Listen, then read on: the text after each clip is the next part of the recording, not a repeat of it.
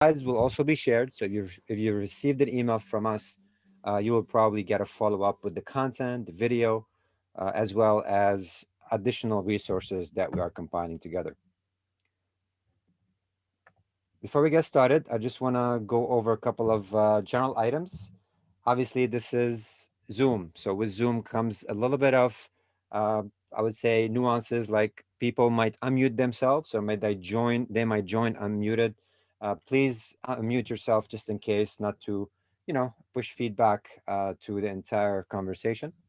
Um, Also, if you want to use the comment section or the chat section to leave your information, please do so. I'm gonna be having my our intros, which we usually do from each member towards the end, because I have a lot of awesome content to share with you today.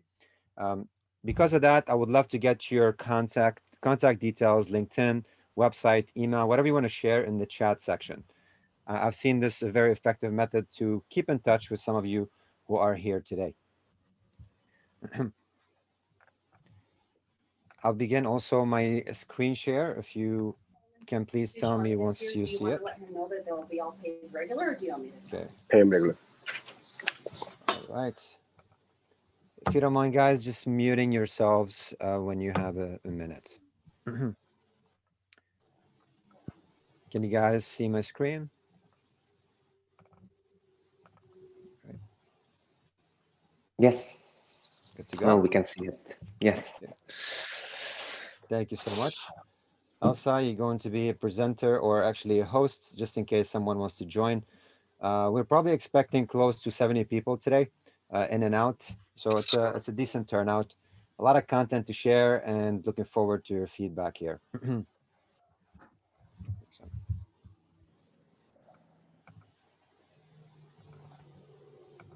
okay, you should be host now. You guys can still see my screen, so I can begin. Yes, Richard, we see it. Thank you. All right. Today's topic is understanding first-party cookies and the different attribution models. This is not, an entry-level marketing topic. It's actually a little bit more advanced, especially with understanding how we can track things. What's the difference between first-party cookie, third-party cookie, and how marketers who are spending hundreds of thousands of dollars a year, or even tens of thousands of dollars a year, advertising and pushing content, how do they attribute back to the source of, I would say, the conversion? So we'll discuss the different models and how you can use any of these in your business. Quick introduction about, or agenda actually for today. Quick intros right now. I'll introduce myself. And I also have the topic, which is going to be about 30 minutes, more or less 35 minutes. We'll have a Q&A and attendees intro towards the end. So we're going to spill over around 6:10. We'll be done with today's session. Right. I want to push one of our resources, which has been pretty awesome with a lot of our community members. We have an academy that we launched a few months back. It's Lead Generation and Marketing Automation Masterclass. This is not a free academy. We do sell it, but I do syndicate it to my community and people who attend our meetups, so we can gauge your feedback. George, feel free to share the link inside the chat. Anybody who wants to learn and get hands-on experience from experts on lead generation, marketing automation, feel free to get access to this class. It's definitely a great resource for you. Again, George will be sharing this inside the chat section.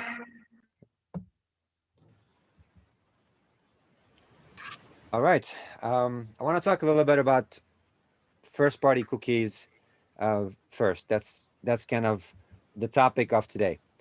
First, second, and third-party cookies. What is the difference between all of them? To put things in context, the compliance world is changing. Obviously, you've heard with GDPR, CCPA, as well as new legislations. New York is about to launch a new privacy law. Virginia, I just got a message about that, which I mentioned earlier. So the compliance and the requirements for more hands-on data is changing. So with that, many of the providers, including Chrome, Apple, have decided to kill third-party cookie tracking. Sorry, Elsa, can you please mute everyone? I'm hearing some feedback. Thank you. The second thing is the need of the market and the marketer to have a better stitched together customer data. Where are they coming from? What is the first touch point, last touch point? What are they doing in between? And how you can turn all that engagement into a solid profile. This is where things are headed. And using third-party cookies, which I'll explain in a second, is becoming obsolete. So what is the difference between first, second, and third-party cookies? First-party cookie is what's going on right there on the website or the device itself. So when you log into, let's say, Vbout or Google or any website of choice, there is a cookie that gets dropped from that website itself in your browser. Now that cookie lets you personalize the experience. So saving your visitor pages, um, perhaps even pre-filling some passwords or fields for you. So cookies are quite important in the user behavior when you're on the website itself. However, once you leave that website or that device or app, that cookie might just stay where it is in most cases, not always. So that's what defines a first party cookie, is that cookie that gets dropped by the vendor on your website and helps you with a better load time and experience. Second party cookie, which not most of you have heard of, is what our network partners and data co-ops have as their first party cookie, and they share it across the network. Not a common thing nowadays, um, or not as I've heard of, but now it's going to become a little bit more popular. So I highly recommend you read any company's privacy policy to see if they have data sharing with data co-ops or anything like that. Um, so, for example, if if you have your own first party cookie data on your website, you can share it with me. So what is your first party cookie is my second party cookie. Okay.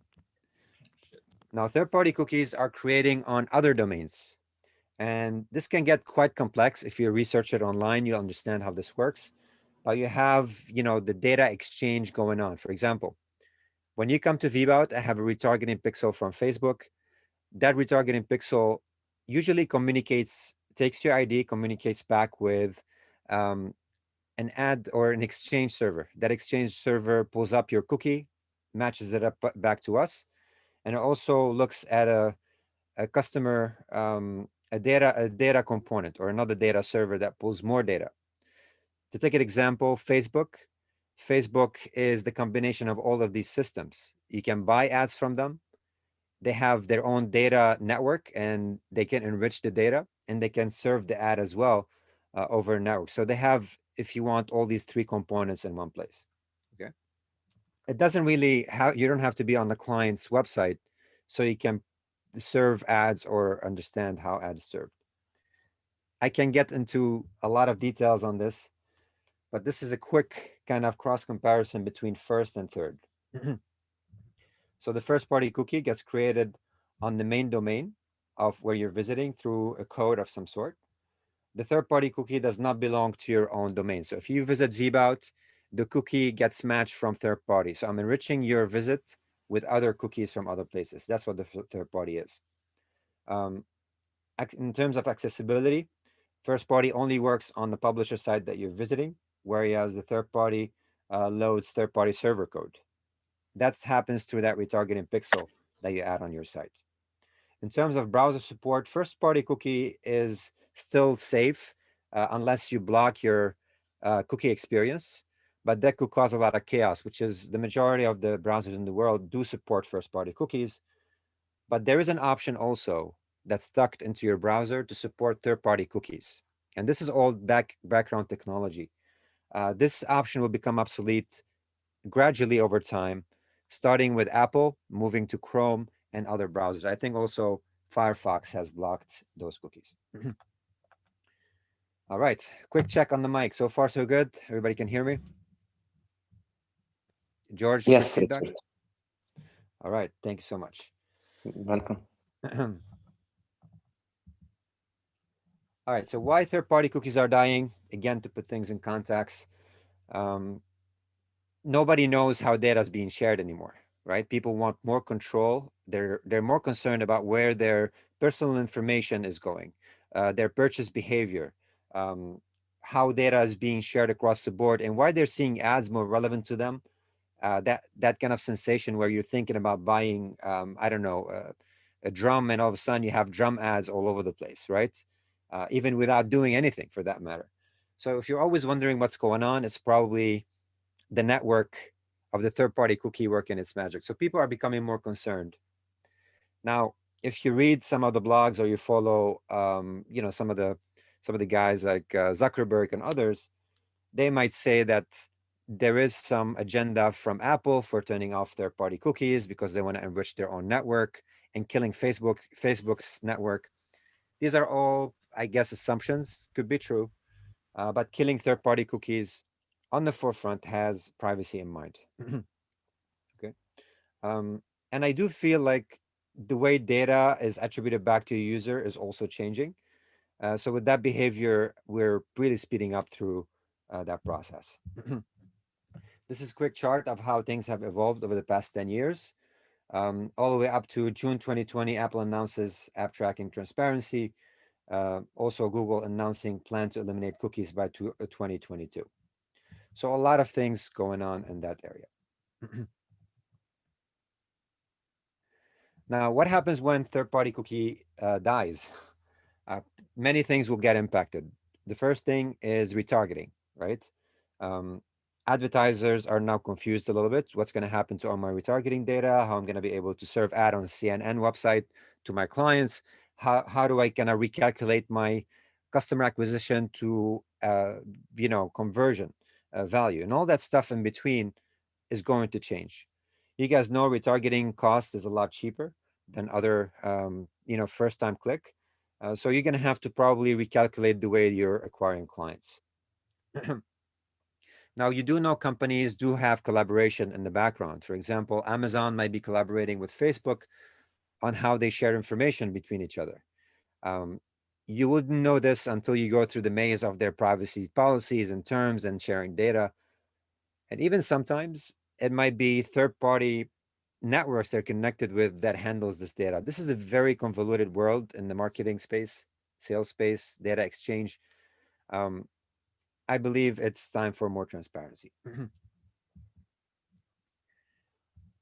Now, we included a link here for what's going on next in terms of Google. So if you think about the death of third-party cookies, most of these giants, the way they're gonna be playing this is relying on their own app data. For example, Facebook has Gmail, they have AdWords, they have hundreds of apps.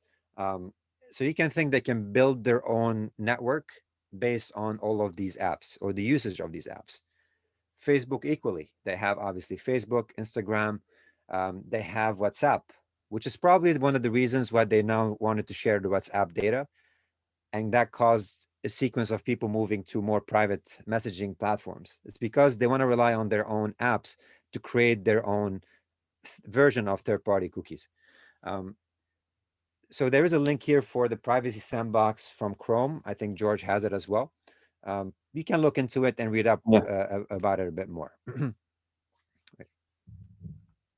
Now, they claim that the way they do it is they anonymize the data. So for example, if they get my profile and my interest in, I don't know, classical music, my interest in beachwear and surfing or any of that stuff, they might take it and then anonymize it and put like a random profile on it.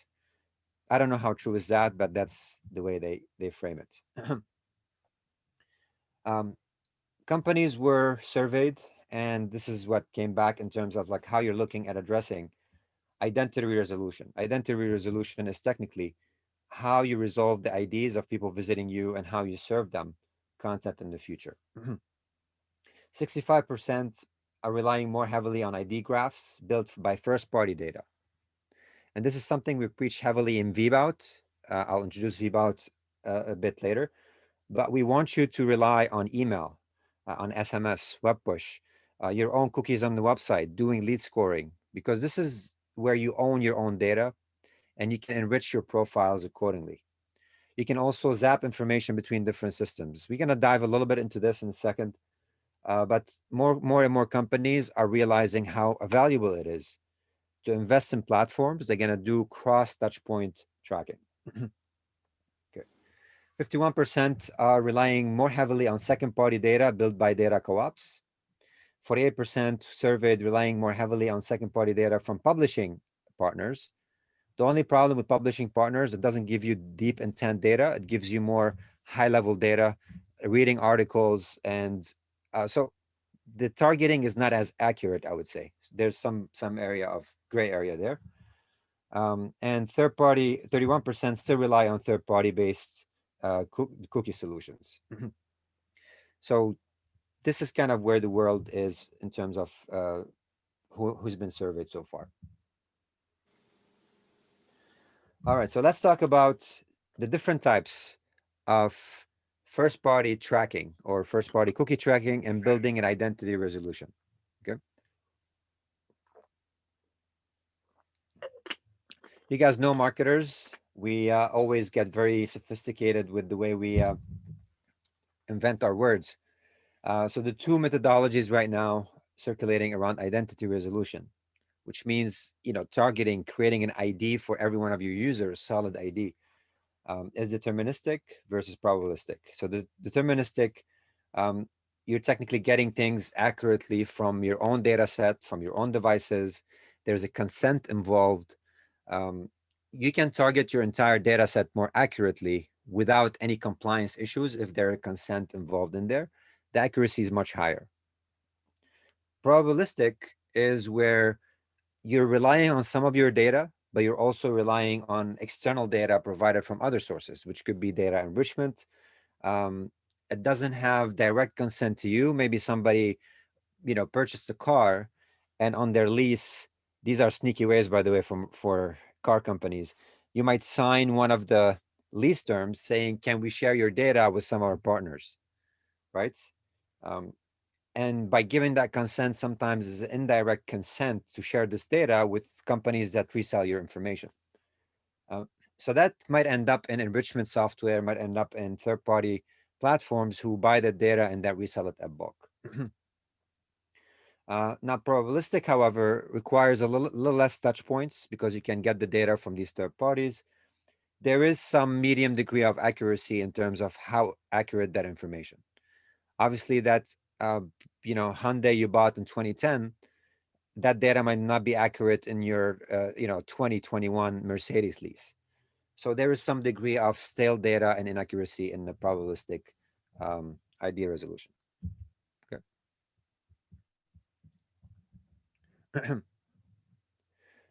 So let's talk about how identity resolution helps you exceed customer expectations in terms of many things, like, for example, how many touch points are there involved in the process. And sometimes the user does not know that they're opening an email, and that email open itself can be tracked down to their geolocation, the click, the time spent on the site, what kind of device they use, if their email is a Gmail or is it a company email. So there's a lot of touch points that are actually happening from one touch point. And that one open or one click by itself can help you personalize the experience to that user. Also, with identity resolution, you can combine all your customers' data across different touch points into a single user profile. Again, this comes down to serving the right message to the right audience at the right time.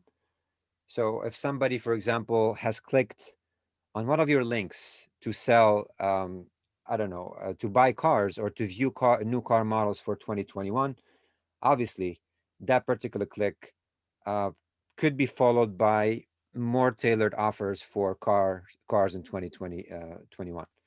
So this sort of kind of continuity between gathering so much data from your existing systems, serving the content, the right messaging, is serving the proper expectations of the user.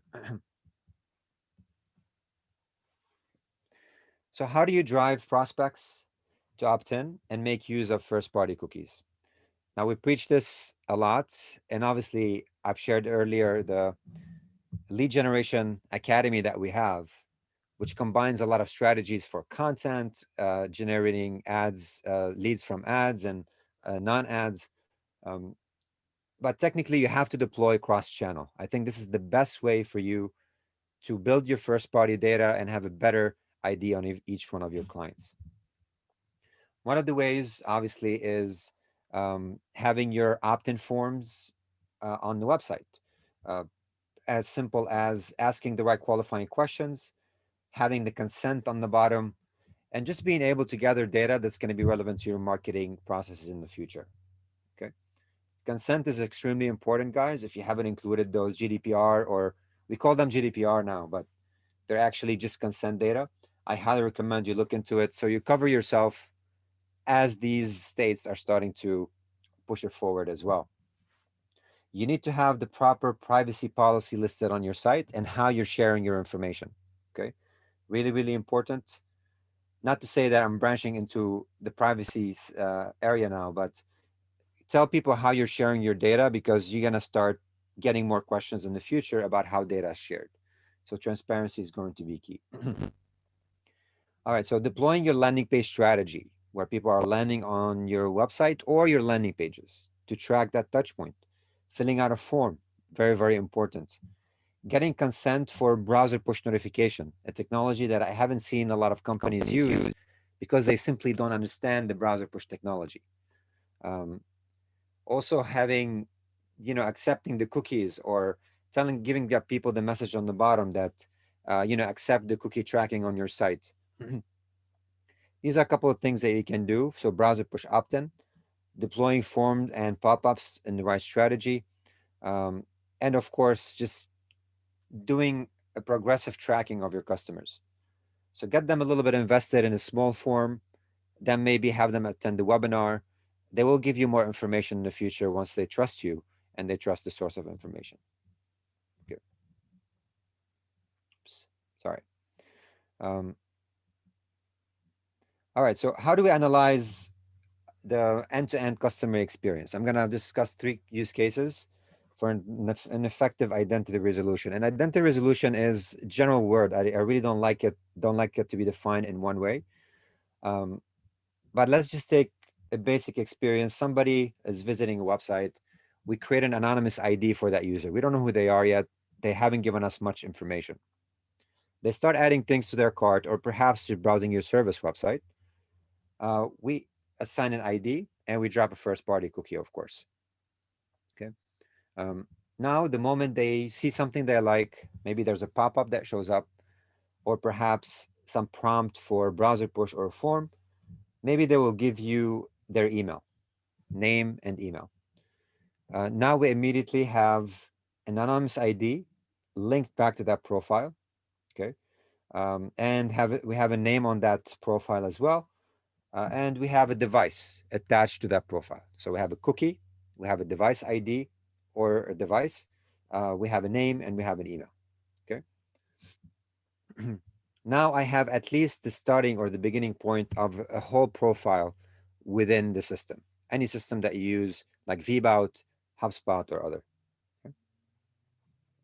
So once they have themselves known, obviously you can start a longer journey, like sending an email and gathering more, I would say, intent data, right? So you can do this through intent CTAs. You can do this through upsells and follow-ups, or simply let your marketing ecosystem work its charm. All right, so what happens next? Maybe the person is switching devices and they have another anonymous ID associated with it, right? How do you gather that data and pull it into the same profile? Do you open another ID for that person in a completely separate profile, or do you merge it together? And this is at the mercy of the system of choice that you're using, because there could be a broken profile between profile A and profile B, simply because they use 2 different IP networks, or perhaps because they use a different device. The ideal process is to be able to track them on different devices, being able to merge the cookies together. So if they clicked an email, went to their phone, or clicked an email, went to their website, you want to be able to kind of get that experience consolidated in one profile. So I do highly encourage you to ask any marketing platform that you're using how they're managing their merge process for your users. Okay. Nobody's on one device anymore. Nobody is on one browser anymore. And most people are aware of clearing cache and resetting cookies. Now, optimizing marketing efficiency, there's a lot of stuff here, but the average brand spends 14% of marketing budget on personalization tactics. So if I'm coming in from device A and device B and then opening emails and SMS, are you able to serve my name across these different channels? How do you determine it's me? Do I get an SMS message from to my phone without my name or a wrong name for that matter? We've seen those mistakes happen. So there's a lot into this, which I can't really cover in depth due to the time. Let me check the time here. 1 second. All right, I think so far so good. All right, so how to deliver consistent experiences across devices and across platforms. This is obviously a challenge for every marketer. Having consolidated tone and message, consolidated brands is not an easy task to overcome. And this is what defines a good marketer from a seasoned, experienced marketer. Somebody's engaging on a mobile app. Do they get an email or do they get an SMS? Which channel is the right channel for them? So the proper identity resolution allows the marketer. Sorry, guys, I hear myself. Right. Elsa, can you mute everyone, please? Thank you. All right. So in terms of serving a cross-channel experience, it's more of somebody filled out a form. Can they get served an ad for a product they showed interest or visited in the past? This can be done in various ways. One of the simple ways we do it, using marketing automation. For an example, in Vbout or in HubSpot or any product of choice, you can collect that customer profile from a first-party engagement. They visited X amount of pages. They purchased an amount of products from you in the past. What if you are sending that information to Facebook or to AdWords or any ad exchange of choice at that moment in time, so the ad they will see is around that level of engagement, right? That kind of consists a consistent experience, or makes a consistent experience across different devices, across different touch points.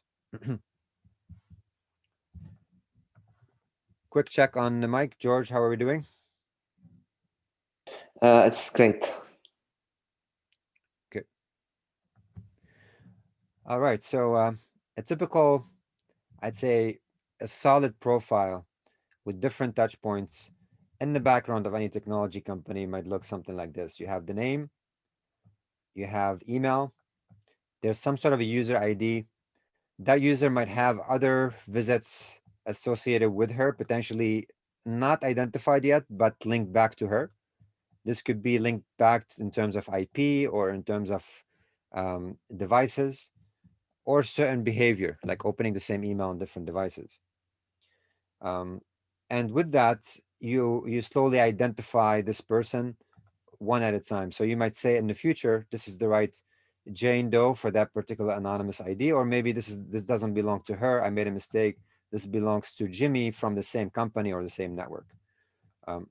Again, these are some of the things that are the bottleneck of every technology company. How to do this and create that single view and single touch point is pretty important.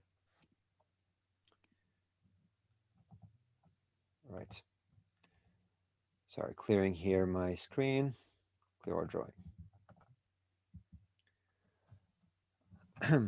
All right, so let's talk a little bit, last point here before we dive into attribution models.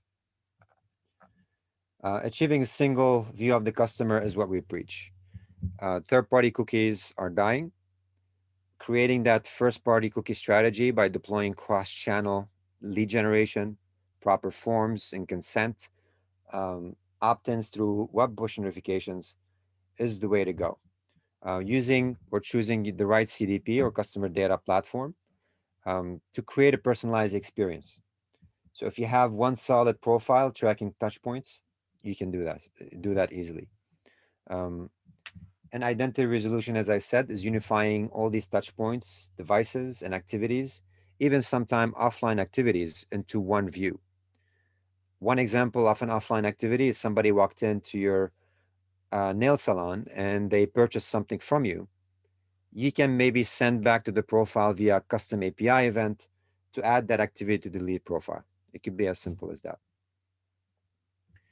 And lastly, stitching all data.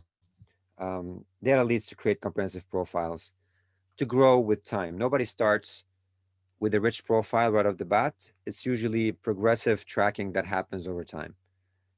Oftentimes, we work with marketers, they expect to have this rich data immediately.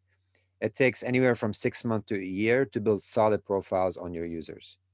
That's just from working hands-on with many of our partners on the Viva platform. So be patient, and you'll end up with a solid first-party strategy. All right. Heavy stuff, right? Yeah. Right. Attribution models. This is fun. And by the way, guys, if you have any questions, you can put them in the chat. I'm gonna get back to them towards the end. George and Elsa will help me moderate, and we can have a more open discussion after I finish. Okay, I have probably about 10 minutes left. So let's talk about attribution model. What is an attribution model? Right, is how to track and measure different touch points. So people coming in through an ad, spending a certain amount of time on your landing page, leaving, coming back next week, and then making a purchase. Which touch point drove that purchase? Um, some companies, they have a very long sales cycle. It can take 6 months or sometimes a year, and sometimes years in some cases to close a deal. So you can imagine how many touch points there are in between. So attribution models let you create some sort of a, I would say, a graph to how things are being tracked. And as I mentioned before, marketers get really smart and how we name things. So let's dive into the different attribution models available right now. Now, mind you, you might find more. I tried to only list 10 of them based on the most used by marketing teams and sales teams. All right, so the first type of attribution is the first touch point attribution. That means somebody came in from a Facebook ad, okay? And let me just notate here. This is the first touch point, and then went on to do a whole bunch of things and activities, and then they became a lead at some point. Your sales team clocked them as an opportunity, and then they closed.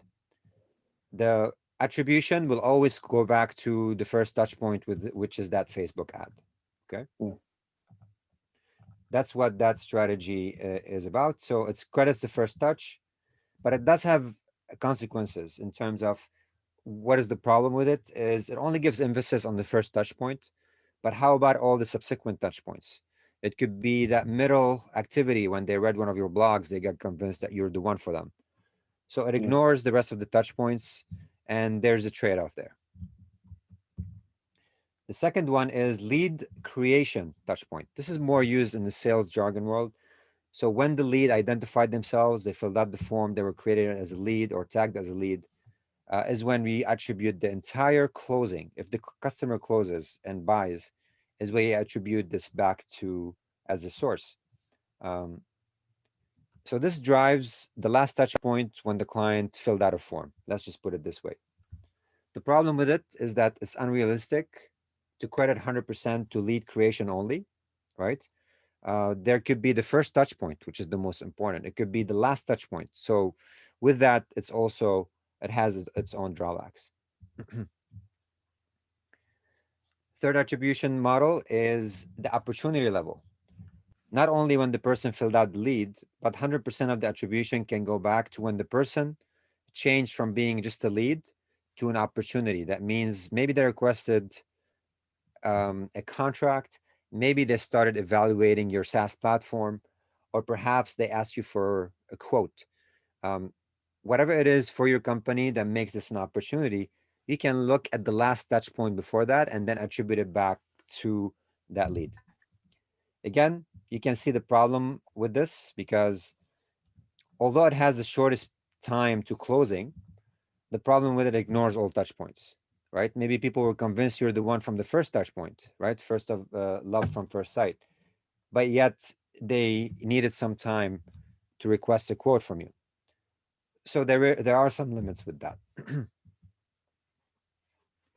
All right, we have last non-direct touch attribution, and this one is, I think, not for everyone, but in the marketing world, we cannot track everything.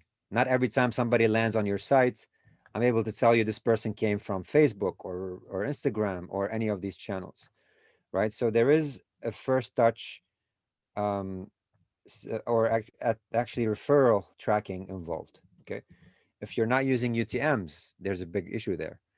If the source of the traffic is moving or anonymizing the URLs, you can also lose on that tracking. So this particular model ignores non-direct touch points and just focus on the direct touch points or last non-direct touch points. I apologize.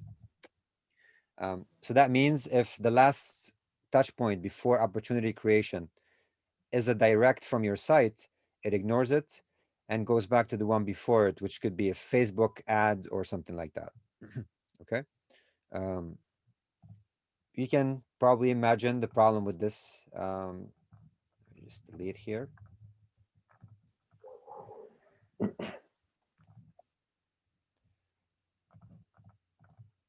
So only considers referral sources or UTMs if they're tracked. So if you lost that tracking, you're probably not accurately um, measuring here. And oftentimes direct channels like your site or certain blog articles or even certain partners that don't have proper, let's UTM. say, UTMs could be a driving force behind the conversion. So you would lose Yeah. up on that. Okay. Yeah.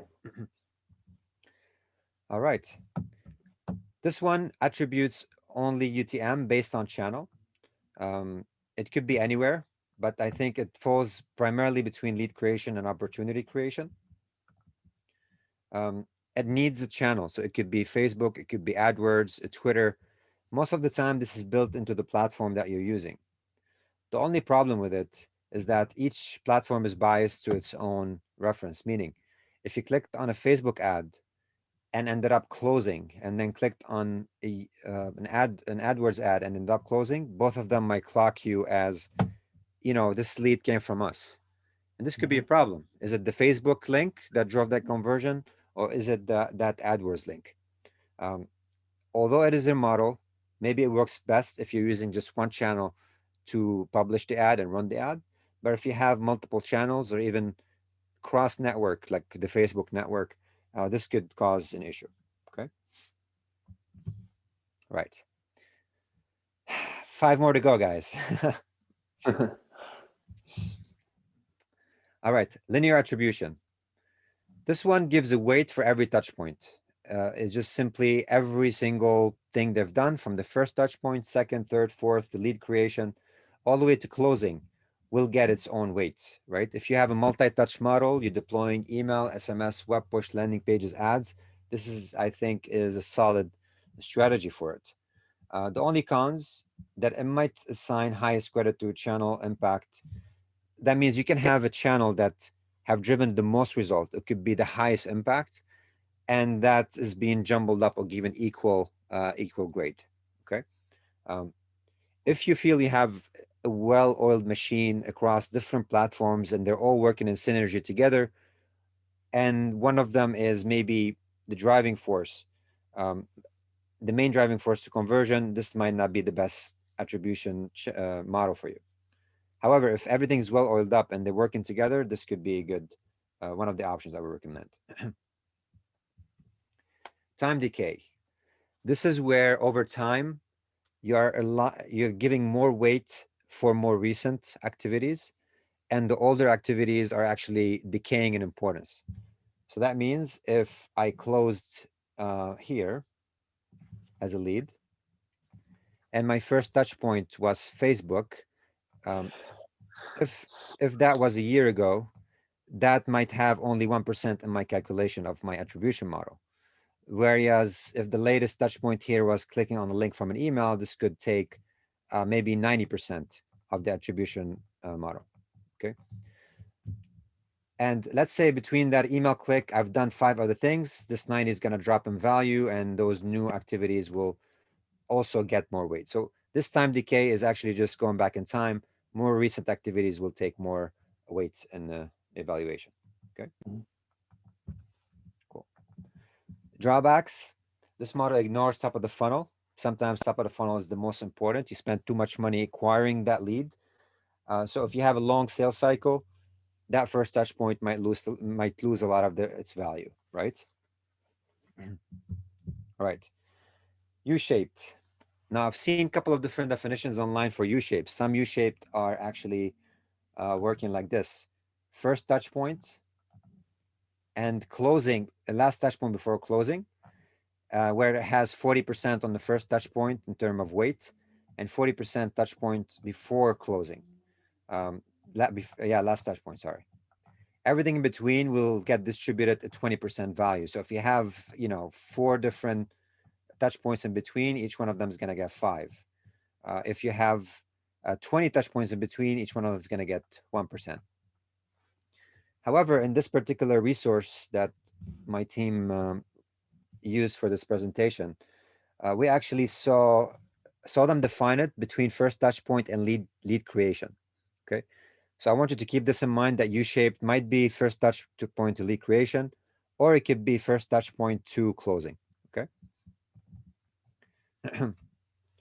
All right, this is position based, and again, 40% first, 40% last, or lead creation, 20% split in between. The cons of it is that it ignores marketing efforts beyond the conversion point, and there could be a lot of middle touch points that are as equally as important. 2 more. All right. W-shaped attribution. This gives value for people moving from being anonymous, the first touch point. Okay. Sorry. All right. Right here. 30%. When the lead is created, it gets 30, and eventually gets another 30 when the opportunity is created before closing, right? And everything else in between, all the other touch points across the board, are getting 10% in terms of weight. So if you have 50 other activities, these 50 activities are going to have to split that 10% weight. Okay. As you can tell, it has its own drawbacks, because there are very important touch points along the way that will not be calculated in terms of weight. Finally, last model, the full path attribution. This one gives a weight for, I would say, the top touch points, like the first visit, the last visit before closing, when the person turned into a lead and filled out the form, and when the person became an opportunity in the system. Okay.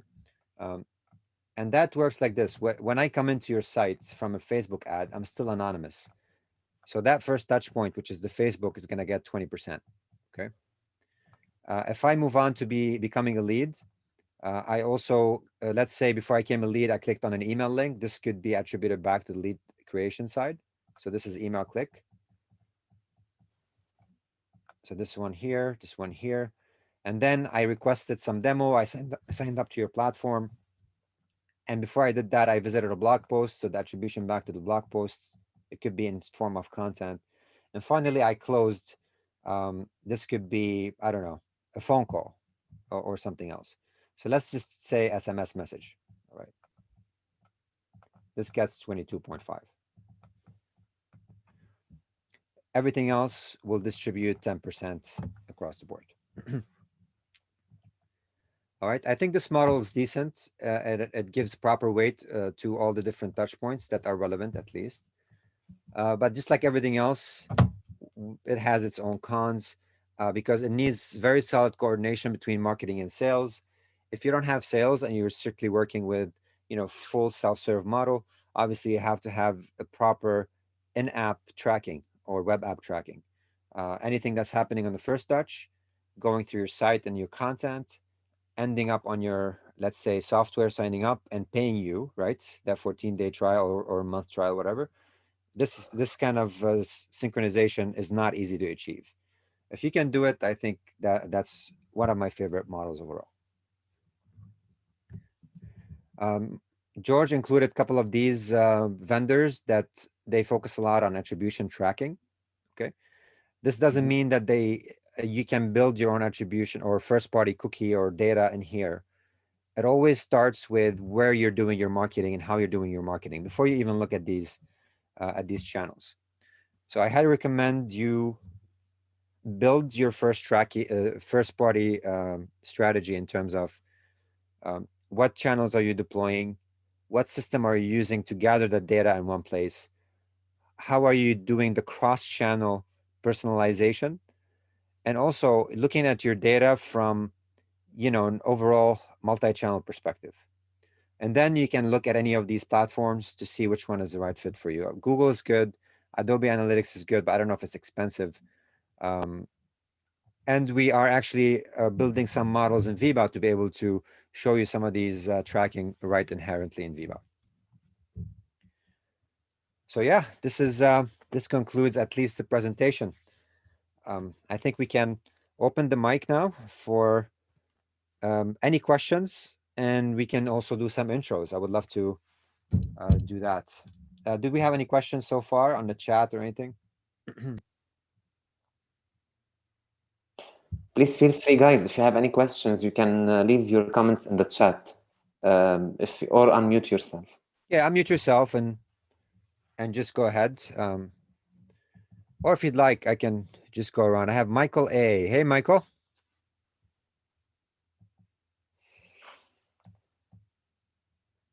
Did you want to ask a question?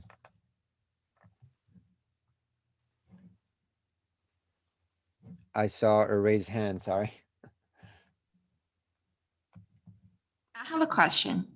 Sure. Thank you, Rich, first of all. And my question is, since you introduced us like 10 attribution models, which one is the most popular one or which one is the most common one? I understand there are like pros and cons for each one, but I think generally which one is most used in the real cases? That's a great question. I would say depending on the organization. Most companies don't have attribution models in place. They don't do this. Honestly, this is a little step ahead. But the first touch point, last touch point, these two are very popular because they don't require a lot of maintenance. And a lot of times the systems that they're using are not tracking across the board. Because of this, most companies are using the first and last touch points. Bigger organizations that have solid tracking, they use the Z shape, which is the last one, that tracks every single touch point before, first one, the last one before buying, when they turn into an opportunity, and when they turn into a lead, and everything else is 10%. That's at least my experience. Maybe someone else might have other input on this, but I think this is solid. Very nice, thank you. And you Pleasure. discussed it into different like organizations. How about the industries? Like what industry prefer some certain kind of attribution model versus the other one prefer another like attribution model? I really can't answer that. I don't have enough background data on it to measure by industry from my end. Maybe we can do a little more homework on that. Larger cycles, companies that we work with, B2B mainly, that might take anywhere from 6 months to a year. They have the W and the Z. Okay, that I've seen them work on it and strategize with us on it in the background. E-commerce really don't have, I haven't seen them do the W or the Z because this is another area of expertise for us. and they do more of the first touch point and last touch point, and everything in between is just an average. So 40% on the first touch point, where they came from, 30% before they purchased, and everything in between is like a divided between 20%. I'll try to get you some more information on that. Maybe George, you can table this for us and syndicate it back to the group if we find something relevant. Yeah, of course. I find the whole thing to be a bit of a crapshoot, actually, in terms of attribution models. And so, kind of feeling that way, I just try to provide the best experience at every touch point and every channel in the customer journey. Mhm. And for that person, which is also equivalent to being the best marketing practices for a client, let's say. Yeah.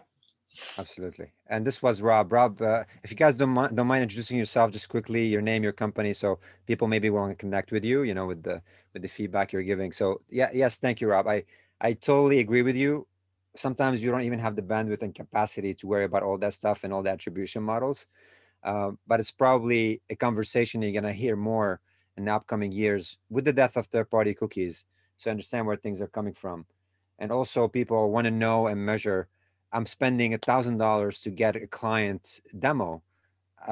Where did I get this client? Is that Facebook ad or email worth my money and time? You know what I mean? Sure. But it could be as simple as where they came from the first time, and that could be your go-to metric, if you want. Yeah, it's tough. There are a lot out there.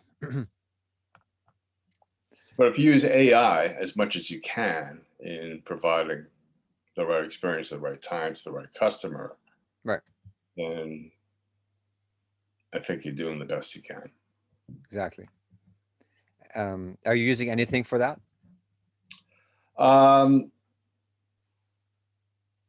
Not really.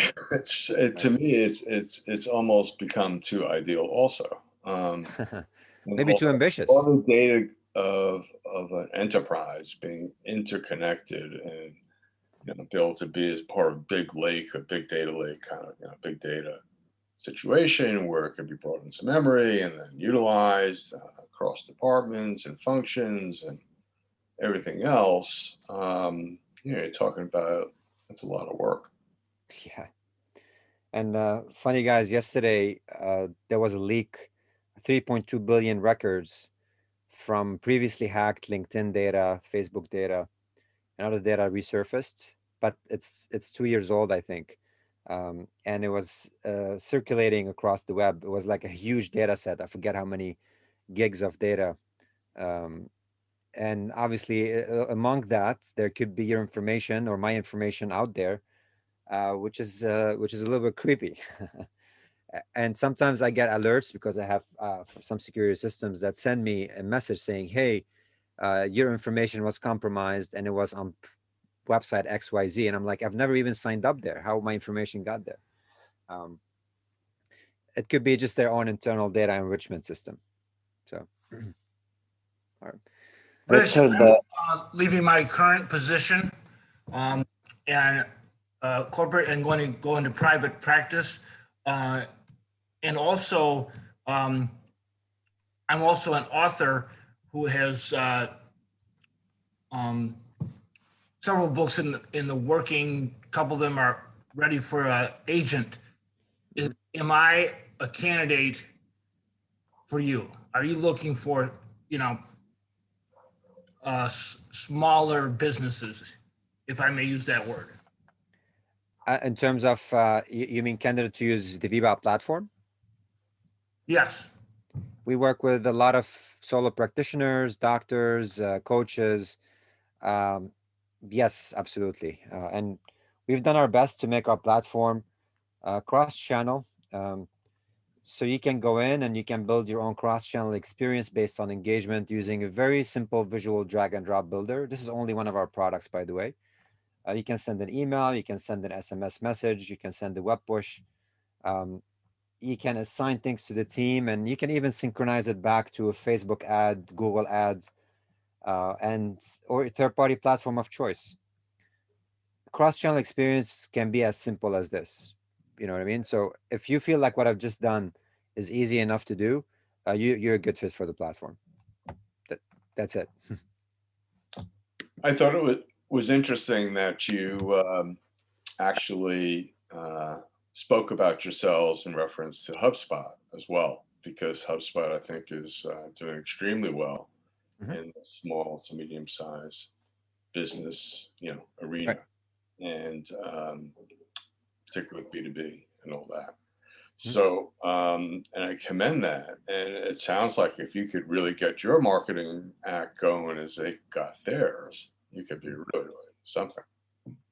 Yeah, they're giant in the field, pioneered inbound marketing, and they're doing great. We only focus on being a marketing stack first and foremost, Yep. being able to get all that tracking in one place by integrations and giving you a seamless experience. If you think about the underkills of the world like MailChimp, MailChimp is great, but it's very limited. The overkills of the world could be HubSpot, Marketo. We are right in the middle, so that's the area we are carving our niche in. The between the underkill and the overkill. Richard, I have a question from Ali. Sure. He's asking for which industries do which models work best? For example, educational industries versus retail. Yeah, that's a good question. Actually, I got this question earlier. Yeah, I already heard the answer. Yeah. Got it. Yeah, we'll try to grab something from do our research. I think in terms of education, it's usually multiple touch points, but it's not as long. Like I think your sales cycle is anywhere from 1 to 3 months. So that model, I think, might be first, middle, and last touch point, and everything in between can distribute equally. And this is all like just high level stuff. What we're doing in VBA, we're going to track every touch point, and we're going to be able. You're going to choose, for example, show me the W model, how it works, and we can distribute it to tell you, all right, Facebook, for example, got you is 22% if you're using the W model, and Instagram is 22% or something like that. So we're going to handle the charts in the future, and so should other platforms who are doing it. Richard, I have another question from Pablo. Okay. He's asking how will the Apple iOS privacy changes will affect the VBOUT reporting platform? Yeah, so we're a first-party tracking platform first and foremost. So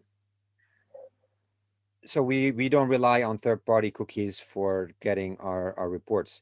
Meaning, if somebody clicks on an email, goes to the website, we're gonna track that experience. Now, in terms of cookie, we don't only rely on a cookie, we rely on sessions and device IDs and a few other things. But I don't think we're gonna have any impact in the immediate future. This is something long-term with their strategy. I believe you might be talking about the PT1 to PT2 kind of limitation that they have as an option, right? Limiting how first-party cookies shared across the board. Yes. Thanks for answering, Richard. Yes. Yeah. Immediate term, I don't think there's going to be an issue. And we're trying to navigate our way around it, but not only relying on cookies. And we are real time, so we're going to grab your experience of what you're doing in real time. So I know every marketing platform has their work cut out ahead of them. But in the immediate term, this shouldn't pose an issue for us. Thank you. Sure. Richard, also Danny is asking, do you do analytics metrics for mobile app businesses as well? We're not on mobile yet. That's one of the channels that we hope to at least gather data from. Mobile, no, but not mobile visits and stuff. That's obviously we do that. But if you're talking about in-app on mobile, we don't have an app tracking at the moment. Worries. Thank you. Thank you. Hi. I'm Hi. Keegan from eCommodities Incorporated. I just had a quick question. Sure. I joined super late. I was wondering, I just wanted to make sure that the recording and the slides will be posted either on the Facebook page or somewhere accessible to the audience. Did you join us from Meetup or did you get an email invite? Both, I think. Okay. We will share these slides with you. Elsa, please make sure the invite for Meetup includes a link to the video as well as a link to the slides, which we can host on the web. Okay. Thank you so much. Sure. Bye. Anyone else have any questions? Yes, Phil, go ahead. Around on the mobile, less than 2 years. Pardon me? Your mobile information data analytics gathering, how soon will you have mobile is included in your package? Yeah, I don't want to give you exact timeline yet. I know my team will butcher me. I'm already stuffing a lot of stuff, but I think it's going to be more data input, so we can maybe gather data from a tracker itself. Let's hope within a year time, we might have something in app. And I'm only talking about if you have an app and you want to track engagement inside the app. Okay, not if you have a web app or you have a product or a website and we're tracking the visits and engagement there. That's a different story.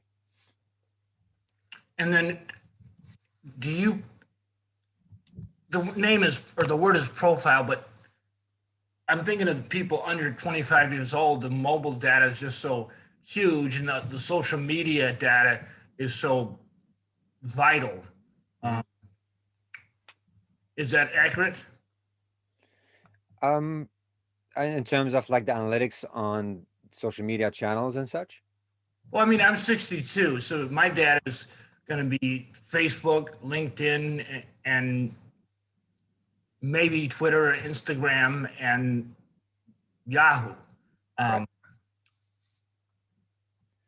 So I think it comes down to how much data you provided us, right? If you provided us with that limited information, you gave me your email, you gave me some details, some information on who you are. Maybe this data can be enriched, maybe not. I also track your visits, what pages you visited. Let me see if I can show you something briefly here. And is your background statistics, marketing, business, a little bit of everything, mathematics? A little bit of everything, for sure. Yeah, we've been building this for quite some time. I like analytics, tracking, building the product, background, marketing technology. That's really my my background. This is a quick profile. We can tell exactly where they came from. We have an automated lead score that tells us where they are in the buying process. They're close to making a decision. Sometimes the decision is a no, right? We've set up our lead scoring to give them a weight. And this is every single touch point, including when they hard bounce, maybe the email wasn't a good email. Every page they visited, they came from Instagram. So we have attribution built into the system, including UTM tracking, what campaign and what medium and what video. So this is what I'm talking about in terms of attribution, where you see the profile consolidated in just that one view, right? Very important stuff here. So the first touch point was Instagram mobile, wasn't an ad. It could be maybe they clicked on our profile and then from the bio itself, they came over. Then they went to comparison charts, went back to landing page. They filled out a form, so they got an automation with all different touch points in the automation.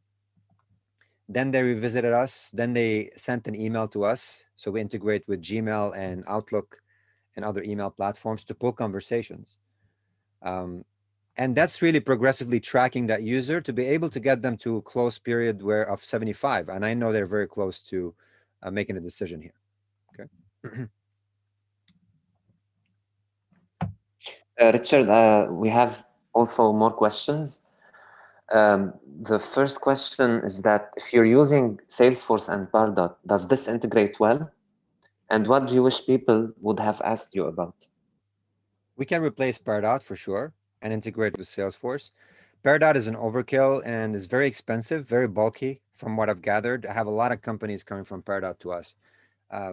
Between the setup and integration, the training and the support they get there, don't forget, Pardot is an extension of Salesforce. So the amount of attention you get there is completely different. And the dynamics of our support relationship with you. So I would say you can move to us. If you don't need Pardot, you can ditch it when your contract expires and save a few $1,000s a year. And we can integrate back with Salesforce using native integration. what I wish people ask me, well, yeah, you know, anything really. Maybe in terms of first party cookie, third party cookie, any of the stuff, happy to answer. Richard, we also have another question from Peter. Sure. He's asking, how do you know the user is from Instagram? Yeah, so we can sometimes determine the referral from the code itself. Sometimes we can't. If the person just click on the bio link, I think maybe George, I don't know if you have the bio UTM'd or not, bio link, but it doesn't seem to me that the bio was UTM'd here because I don't have my UTM data. I just have a No. social source. We don't have, because even other companies, I've never seen in the bio link, in addition to the UTM parameter to the link. Right. So we track them by default from the source. This is passed via headers and just geeky code here. That's one way to define it, but I recommend using the UTM source, UTM campaign. You see these right here? You can research UTM builders and get these set up properly. Exactly. Yeah. Do you recommend other stack components that complement your service? Analytics, you mean? Yeah. Look, Google Analytics, between Google Analytics, what you can get natively on paid ad channels or and us, I think could be sufficient. Now, if you're using some sales analytics and sales team performance, we don't cover that because we're not a sales stack, we're a marketing stack. That would be native to your CRM of choice. But it's really going to be case by case, you know what I mean? That I can't tell you if that's what you need. And I highly recommend don't buy what you don't need. If you need more tracking done from other systems, then you go ahead and buy it. Otherwise, just stay lean, you know? Awesome. Any other questions? Just wait, check. No, not yet. I will send you the privacy policy. Don't worry. All right, cool. Hi, Richard. I have another question. Sure. Yeah. From a technical perspective, how do you link the first party cookies and the third party cookies? And also because we have different touch points, some people come from email, some people, one people can have different multiple touch points. How do you gather them together into one and to generate one customer profile? And also this one may have like sales, may generate some sales from our other platform. And how do we link the marketing profile to that sales profile? That's my question. Yeah, big question there, but definitely some challenges here. So if I may break down just the way this works in my very famous painting capabilities here. When somebody lands on your site, you have a retargeting pixel, right? The retargeted pixel from Facebook or whatever. I'm just gonna use that particular case. So you have an ID that you assign to this user. It could be XYZ. And this communicates with a demand platform, which has a relationship between that customer XYZ and another a cookie that they have or another ID that they have. It could be XXY. All right. Okay. And that customer, I believe this is demand side platform. So this is like a DSP, they call it.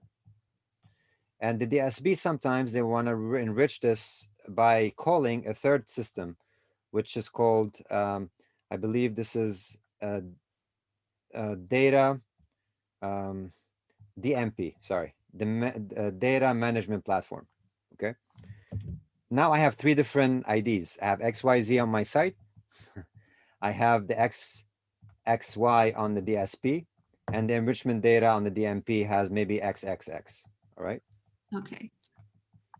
So this is how this world works. You have three different IDs on three different software, all speaking to each other, and this is how they know when you land on CNN and that cookie matches across the board, you can see an ad relevant to your search on Google, for example.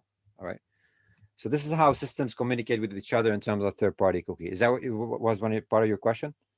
Yeah. Okay. What was the second part? Sorry.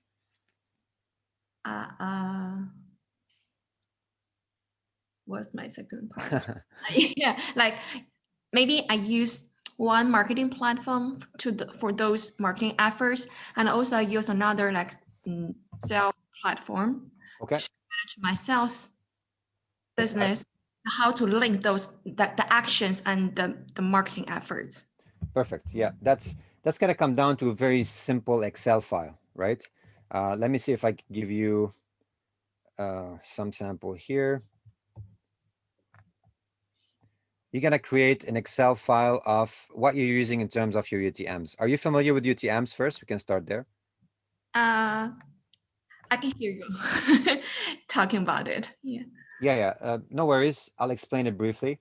And I have a little bit of time, so if you guys are okay, we can push this a little bit further. All right. UTMs is a simple ID that you add to your profile. If you Google UTM Builder, you're gonna come up with Google's UTM Builder. Public, you can use it right now. So let's say you have a campaign and you're sending people to your own site. I'm just gonna create random URL, HTTPS / what's your website? Give me a name. A random. Yep. Marketo. Marketo. Okay, let's just do this. I don't want to do Marketo, my competitor. Okay, and then, sorry.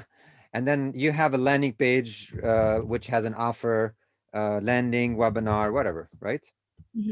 Now you can take this link and you can have an ad, you can send it to your partners, but what you can do, you can append to each partner a different identifier. It doesn't change this landing page at all. All it does is just tags it. So you can do campaign source. This could be VBout as a source. Maybe the email message through VBout, the campaign name could be February 2021. You can dive deeper into terms of content. This is totally up to you. It could be maybe like the keyword inside the email. You have 5 of them, 5 links, and one of them could be link A, for example. All right. Okay. Now this generates this URL and you give it to me at VBout. Then you can go to your second partner and you can give them the same exact link, but you can change some of these, like the source, the medium, but keep the name intact, February 2021. Okay. So instead of VBout, maybe you're gonna use, I don't know, MailChimp, let's say. And you're gonna use the MailChimp landing page builder, maybe. But you're maintaining the campaign name intact. Now, what this helps you do is you can report at the campaign name level, and then you'll get some sort of a hierarchy of that looks like this. You have a campaign name, which is February, okay? Underneath that, you're gonna see MailChimp as one way to getting the traffic, VBout as another, and maybe which one of that led to a purchase. Maybe the VBout email led to a purchase. So maybe under VBout, you have email 1 and email 2 and link 1. So you can really create that tree based on how you use these terms. That's all, okay? And the way you do it, you create a very basic Excel file for the different people you're working with and what UTMs they should be assigned. It sounds harder than it is, but actually just table management, that's all it is. Okay. And being globally and also nationally, America, what consumer behaviors have you observed the last 5 months? Consumer behavior in terms of buying, clicking ads, attribution. Can you be maybe a little more specific? Well, meetups through the roof. Facebook is still rising. Right. Real estate seems to be stable. Education is most likely on the rise. Healthcare will always be 20% of the economy. I'm hoping that books, because I'm an author, are going to, increase. What do you see now and going forward? People's behaviors in terms of impulse buying is changing. I feel people have more tools at their disposal to make more informed purchase decisions. So I think you have more purchases online, but they're more informed purchase decisions. So in my personal opinion, impulse buying is changing its DNA. Millennials are still the biggest spenders. So that's also important, who you're speaking to, who's buying your product and who's giving you the money. So if your buyer is a millennial, I think you have a higher chance of increasing your sales in the near term. Of course, this is industry dependent. You have the rise of, obviously, of the new generation of conference platforms, and also platforms that sits on top of conferencing platforms. On24, Hop-In, and these type of guys, they might use Zoom or they use their own platform. So this is to organize this chaos of having hundreds of events random over the year. So I can go on for a long time, but these are some of the high level signals, I guess. But in terms of organizing your marketing, and from a marketing perspective, you have to get better at it. And this is why marketers have a leg ahead, I guess, because they know how important it is to do proper attribution, proper tracking, cookies, how email landscape is changing, etc. Rich, I have I'm someone Rich. raising his hand. Yeah, Yeah, The please. name is GT. GT. Yeah. Yeah, please go ahead. You can unmute yourself. Sorry about that. I submitted my questions via the chat window after I lifted my hand. So, but I did have one question since I'm on the air. You know, long time listener, first time caller. Thank you. Welcome. Thank you. Thanks for having me. Good to be here. So just wondering, and this may be too far afield for what you guys are doing, which is very, very interesting, I must say. And let me say, as an advertisement, I'm very interested in what you said about moving away from Pardot, and look forward to learning more about you guys from that perspective. But I also wondered, since you're the experts, any thoughts or guidance you could possibly give on content creation, in particular dynamic content creation? That would be helpful. Okay. Can you define dynamic content creation? Are you talking about like the content on the site's changing based on the visitor, or you're just talking about the content strategy overall? The first one. Okay. There are a lot of components that allow you to change content dynamically. One of the companies I've interviewed is called AB Tasty. They have a dynamic content component. Yep. Know them. Yeah. They. I'm honestly, I don't feel like I have enough information to tell you where the personalization world is headed, but I do know in the e-commerce space, this is where it makes the most impact, and in big brands as well, for better brand recognition. That's as far as my last interview with them and where they make an impact. Of course, it has a lot more than this. Small businesses, I haven't seen them adopt a lot beyond just split testing their CTAs and what's selling and where people are clicking. I do believe it's a growing area of interest.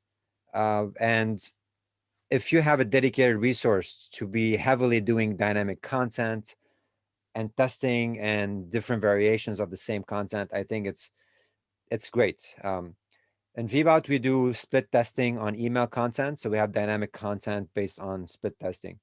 We have dynamic content on pop-up, so they change based on the user or certain behavior rotation, but not changing the content itself on the website. Okay. We also have dynamic content insertion for e-commerce based on the user behavior. So we have a very basic machine learning that looks into the history of the purchases, and we can recommend some products, but that's strictly via our email engine and our built-in landing page engine. So unfortunately, GT, this is the extent I can provide data on this. Could I ask a question further to what you said just now? Yeah, please go ahead. So, as I say, we've been using Pardot for several years. If we set up a landing page in VBOT, is it similarly possible to have the page generate specific content based on a field in our Salesforce database, for instance, SIC code or NAICS code? We can do dynamic content insertion. It's not a full block of content, but it's more of like a variable within the page. Fine. So I can create my own random variable on the page, and I'll give you a quick example. So right now with this page that's loading, I can create a variable and call it a GT. And that GT variable, I can supply it via the URL. It's the value that it should load. So, you can do something like this in the title to say, Welcome, company GT. name VBOUT Yeah. plus, and then I will do, sorry guys, when I share my screen, this is lags a lot. But How do you personalize dynamic content? Yeah, so I do VBOUT plus, let's say, George, are you using this page or this is a dummy page? Can I mess around with it? Yeah, sure. Go ahead. Okay. Let's see here. So you identify the user, you'll link to the CRM record, and you'll pull content based on the Yes. Okay, and That's exactly what it is. It will place content from, well, I guess it doesn't matter. I can link the okay, yeah, that works. Well, I that's very helpful. I get it. Yep, like this is a sample page, right? It has a variable that I've identified, but I can also add my own variable here and call it GT, right? GT right here. How many variables can the page accommodate? As many as you want. Some of them can be Right. pulled from our dynamic content and short codes, and some you can create on the fly. What is the source of your dynamic? Well, can your dynamic content be pulled from a SIC code or a NAICS code to complement this page? I'm maybe unaware with the terminology itself on this, but you can pass it over in the URL of the page. So if you're passing me over in the URL via that code, I can do something like this. What is it? GT equals anything. Now this, you see that variable right here? Yep. So you're passing me over that variable, anything I want to say. It should technically just replace it with that variable. Okay. Yeah. So, you can do this with various blocks around the page. So for instance, if this page consisted of let's say 4 blocks, in quadrants, you could fill each quadrant with tailored information from the CRM. Yep. Okay. So if I can do this and just make it look a little bit more pretty, and then customize that content on that header block to communicate more content as well, or different content. So you can add a variable here, and I can call this anything really, Richard, and close that variable. It has to be that format. That's all it is. Okay. You know what I mean? And I have a variable here. I have a variable in the form, and you can even plug in a variable to personalize your buttons, right? This is pretty cool. I get the picture. Well, yeah, it was certainly if we were to utilize the system, which we would be very interested in, we would put all kinds of custom variables in images, for instance, and SIC and NAICS code, by the way, a standard industrial classification, SIC, and National Association of Industrial Classifications. So these two numbers are how we designate our clients, so, so we know which business they're in. So if they're in the, let's say, the pipe manufacturer of pipe business, we would obviously look for the images to be pulled of a picture of a pipe, and then the other 6 variables or 4 variables for the page. You follow? Got it. Yeah, learn something new every day. First time I hear this. Thanks. Give me a call. I'm here. Thank you very much for your presentation. It's been great. Yeah, no problem. I'm going to include my email, guys. I know I haven't put this yet, but I'll include it in the chat, so you can also reach out to me for any questions. Happy to answer more if anybody has more. Richard, Russ is asking, does the platform work better in B2C or B2B? My answer is that it can be suitable for both, because people who are directly targeting customers can use VBOUT, whereas those targeting the businesses can even find VBOUT suitable for them. Yeah, but we're equally split. We have the B2B space tend to do a lot of more top of the funnel, lead gen, gated content. So we have a slightly bigger chunk on the B2B, but we have almost as equal B2C clients targeting consumers, because you're going to do mass emails, right? You're going to do automation sequences for consumers. You're going to do follow-ups, upselling, cross-selling with our e-commerce marketing layer. So yes, we work for both, and we can start as simple as blasts, email blasts, and you can just branch out to like the whole stack.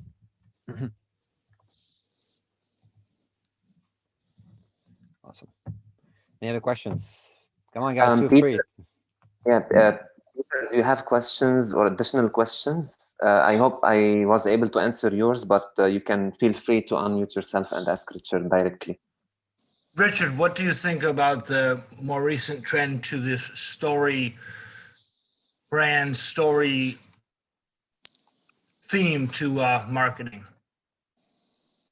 Maybe you talk about the voice of the user, sort of getting the users to talk about your brand and using it as an advertising channel. Is that what you're talking about? No, this guy, Don Miller, had the #1 business book last week, Business Made Simple. I have no proprietary connection or relation, but Okay. seems that a company such as yours would need to tailor the intelligence level or linguistic level of the different clients, you know, millennial versus Gen Z, Gen whatever, baby boomer. Are you able to do that? Do you think? Through the system, you mean? Well, when the other man, GT, was talking about, you know, dynamic content tailoring things, and he also wanted, I think, like a SEO, social media, foolproof, fail-safe, you know, system that just processes his website or his blog or all his other content. Got it.